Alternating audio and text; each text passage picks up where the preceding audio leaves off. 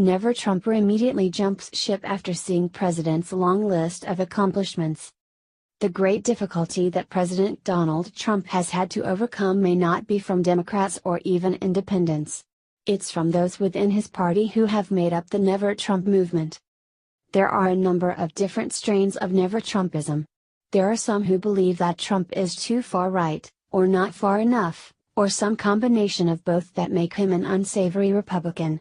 There are those who think that he's not presidential enough or that his blunt manner of speaking ought to disqualify him from the office.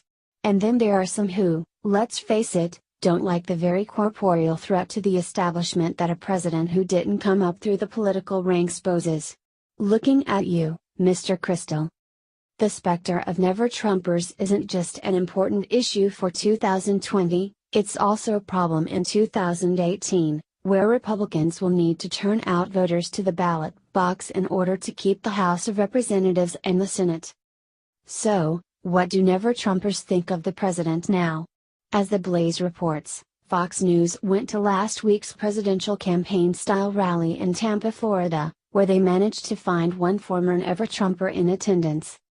The unidentified man, who spoke with reporter Griff Jenkins, said he was a Republican who didn't vote for the president because he didn't think Trump would stand up for conservative values. Now, he sounds like he's just a few steps away from sporting a MAGA cap. I was worried he wouldn't be a good Republican and, honestly, he's changed my mind a lot, the man said.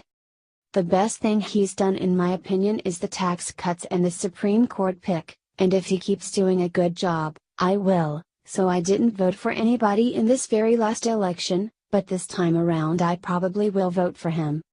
That seems to be a common theme, particularly in recent polls. In spite of the invective against the president from the media, he's still climbing in popularity, in part because of a healthy economy, solid judicial picks and a tough stance on national security. After the rally, Jenkins caught up with a man, who said he was impressed with what he saw. I agree with him, we need to make America strong again, the man said. We need to make America great again. And, I like most of what I heard, so coming from a guy who didn't like him to liking him now, that's a step up, right? Trump made making America strong again a key topic of his Tampa speech, including a push for greater border security. Every day, the brave men and women of ICE are liberating communities and towns from savage gangs like MS-13 that are occupying our country like another nation would, the president said. We want maximum border security and respect for our heroes, ICE, Border Patrol and law enforcement. He also touted his signature infrastructure project, noting that a lot of people don't know it, but we've already started the wall.